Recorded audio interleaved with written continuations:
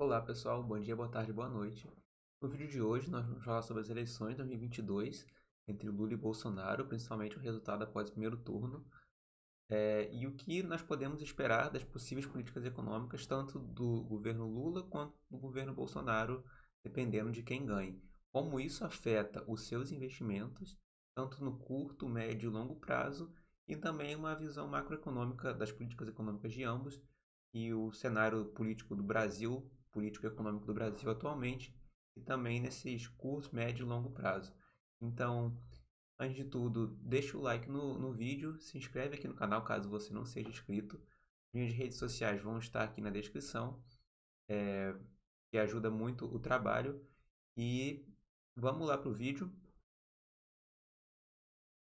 Em relação a esse primeiro turno, o que aconteceu de mais importante e também que levou a Bolsa Brasileira a aumentar nessa semana foi principalmente a votação do Congresso, que o Congresso foi bem mais à direita do que o esperado em relação às pesquisas, e isso influenciou muito como o mercado viu a economia brasileira em si, o Ibovespa e tudo mais. Porque, como vocês podem ver aqui, tanto para o Senado quanto para a Câmara, a direita está com cerca de 53%, o centro com 30% no Senado e 21% na Câmara, e na esquerda 17% no Senado e 25% na Câmara. Mas não apenas isso, mas esses deputados, né, e esses senadores de direita são muito mais vinculados à corrente mais ideológica, mais seria extrema-direita ao pensamento do Bolsonaro, do que os que também já estavam.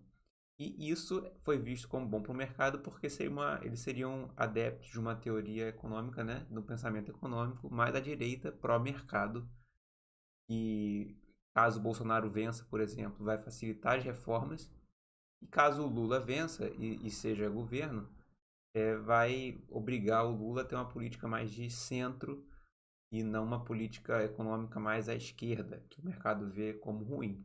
Então isso foi um ponto muito importante que fez o mercado aumentar. A Bovespa sair de sexta-feira de 110 mil pontos para chegar até atualmente a 117 mil. Você pode ver que na segunda-feira o Ibovespa aumentou cerca de quase 4% e muitas ações aumentaram mais que isso. Petrobras, Vale, aumentaram muito mesmo. Então foi principal esse ponto em relação ao Congresso em si. Então, assim, o que podemos esperar das eleições já do segundo turno? Como o Congresso já está definido, né, e principalmente muitos governadores também ganharam de direito no Sudeste, podemos esperar que, não importa quem ganhe, o mercado viu isso como positivo, em relação a esses pontos que eu falei para vocês. E o outro ponto é assim, o Brasil, como ele está atualmente em relação à política econômica, o que você deveria investir? Eu entendo que hoje está bem interessante para investir em renda fixa, como também na bolsa. Porque o Brasil, no exterior, está com inflação bastante alta na Europa e nos Estados Unidos, e o Brasil está com uma inflação ali estável, cerca de 8%, o IPCA, e a taxa Selic já está em 13,75. Então é provável da taxa Selic não aumentar muito daqui para frente e a inflação começar a baixar. E lá no exterior, na Europa, por exemplo, está tendo crise energética em relação à guerra na Rússia. Estados Unidos também está com um pouco de inflação. E aqui no Brasil está relativamente estável. Não, nós provavelmente não teremos esse problema de crise energética. E além disso, provavelmente as commodities continuarão em alta, porque o Brasil é um exportador de commodities e tende a se beneficiar com isso. O real também está relativamente estável, né? O dólar, na verdade, esse aqui é o DXY, que é uma sexta do dólar, comparando o dólar americano com outras moedas, como o euro, o iene japonês, o dólar canadense, e o dólar esse ano praticamente se apreciou frente a todas as moedas mundiais. E o real é uma das poucas exceções, que o real esse ano conseguiu se apreciar frente ao dólar. Isso é bem raro de acontecer. No longo prazo, o real sempre vai se depreciar frente ao dólar. Então, por isso é importante sempre investir, dolarizar seu patrimônio, somente para o médio e longo prazo. Mas, pelo menos no curto e médio prazo, é capaz do real conseguir se manter nesse patamar, não importa quem ganhe, Lula, Bolsonaro, né? provavelmente, se o Bolsonaro ganhar, vai conseguir diminuir mais o dólar, pelo menos no curto prazo, mas no médio e longo prazo é mais a economia do país em si. Então, hoje eu entendo que a bolsa está relativamente barata, faz sentido investir em Bovespa, em fundos imobiliários também, e faz sentido também investir em renda fixa, porque como eu falei para vocês, a Selic já está em 13,75%, ela não deve aumentar muito mais que isso, daqui para frente ela deve diminuir. Então, o Tesouro Selic 2025 está pagando a Selic, atualmente que é 13,75 mais 0,05, um deságio. Tesouro IPCA também, né, que o IPCA está cerca de 8%, 9% por aí. 2026 está bem interessante, caso você queira renda fixa, Tesouro Selic, Tesouro IPCA 2026, mais para curto prazo. E mais para longo prazo, nós temos, por exemplo, o Tesouro IPCA 2035, 2045, que são opções interessantes. Então, na renda fixa, Tesouro Selic e Tesouro IPCA e em renda variável, Ibovespa e fundos imobiliários também está bem interessante. Isso, curto e médio prazo, a tendência é de aumentar, né, a bolsa. E assim, o que eu queria falar também aqui sobre políticas macroeconômicas, né, do tanto o governo Lula quanto o governo Bolsonaro. O que eles se propõem no plano econômico em relação a teto de gastos, o que você pode esperar de cada um deles. Até para você também decidir o seu voto, caso você esteja em dúvida. Na verdade, eu fiz aqui uma apresentação. Na verdade, ambos os governos, eles estão com a ideia de que vai haver uma mudança em relação ao teto de gastos. Atualmente, como nós temos um teto de gastos, foi lá do governo Temer, né, que foi foi feita uma proposta de emenda à Constituição, uma PEC, em que o gasto do governo não pode ser maior do que a inflação no período. Então, fica relativamente estável o gasto do país. Mas tanto o governo Lula quanto o governo Bolsonaro, né, já falam que irá modificar esse regra de teto de gastos, mas cada um da sua maneira. Então, vamos supor aqui as propostas econômicas do Bolsonaro. O que ele propõe? A liberdade econômica como mecanismo de bem-estar social, então, a privatização de estatais, uma reforma tributária com simplificação de imposto e correção de 31% na tabela de imposto de renda. Isso é o que ele propõe, né? Porque também a correção de imposto de renda, ele está falando que vai fazer a reforma tributária, é que é bem difícil. A reforma tributária depende de bastante coisa envolvida, um congresso, né? Bastante quórum, mas de repente com esse congresso que está aí, a reforma tributária realmente ocorra. Uma reforma administrativa com foco na valorização do servidor e manutenção do Auxílio Brasil. Essa é a proposta econômica do governo Bolsonaro.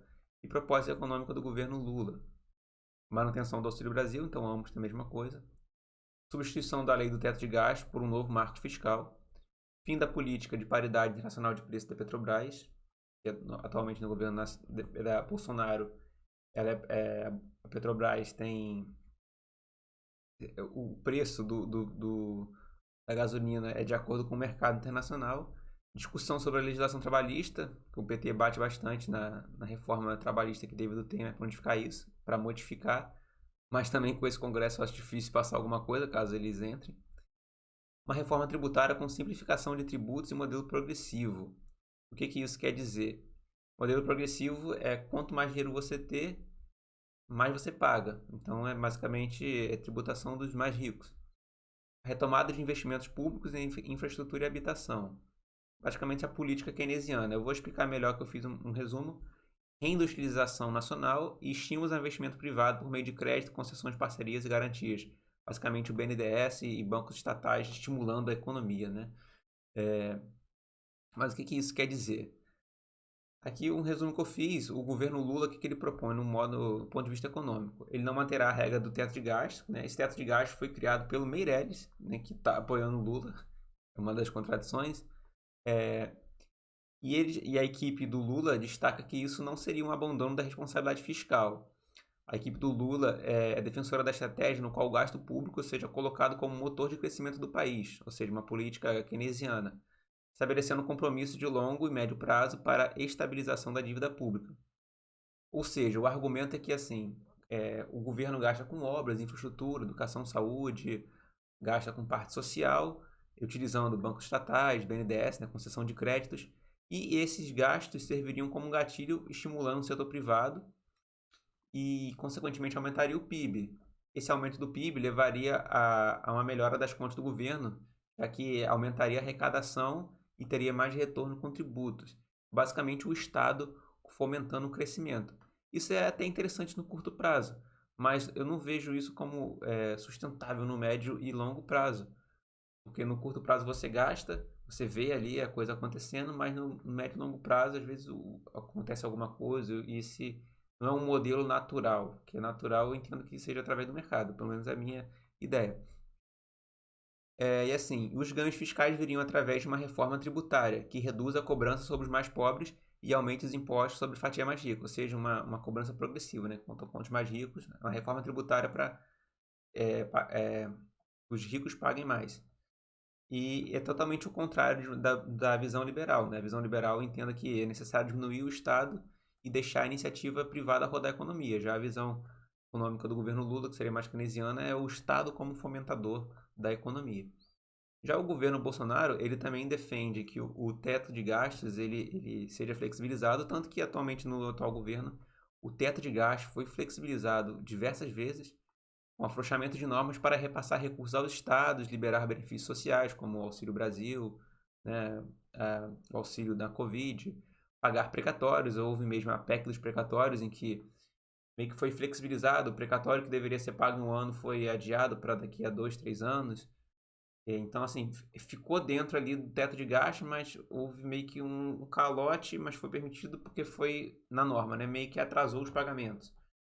E fez diversos gastos emergenciais durante a pandemia de Covid-19. Então, o teto de gastos com certeza não foi respeitado, mas porque foi uma coisa emergencial.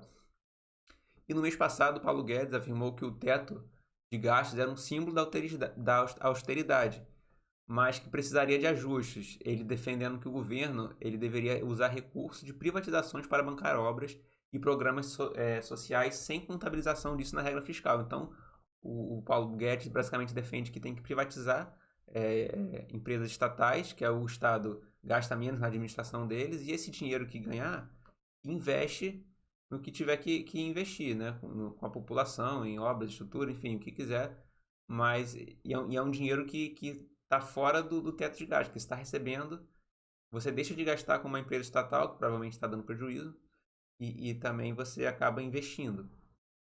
E ele defende deixar essas estatais na iniciativa privada, né, com as privatizações, levantar esse dinheiro e utilizar esse dinheiro para investimentos do governo. E existem algumas ideias para modificar o atual formato do teto de gastos, tanto que tanto o Lula quanto o Bolsonaro defendem acabar com o teto de gastos, para que a dívida pública seja a principal âncora fiscal do país, mas prevendo limites explícitos para os desembolsos, ainda que haja espaço para um crescimento real dos gastos.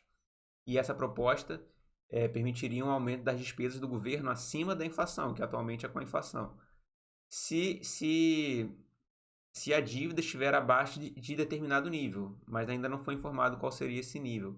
E além disso, o PIB também poderia ser condicionante, abrindo possibilidade de mais despesas caso a dívida econômica esteja favorável ou não. Então, caso o PIB aumente bastante, poderia o governo gastar mais, né? Ou caso tenha uma recessão muito grande, poderia gastar, enfim. Esse é o modelo.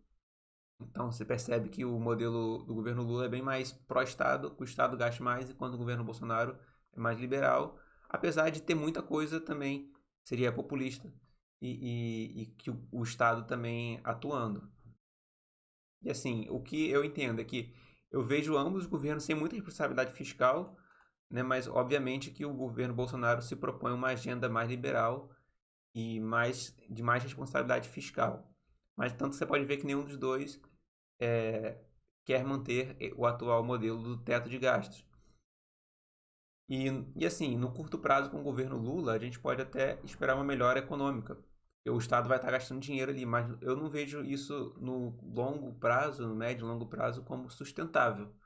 Pois eu entendo que é melhor, pelo menos a minha opinião, ou você pode ter sua opinião, que o governo, que a iniciativa privada deve tomar as rédeas da economia.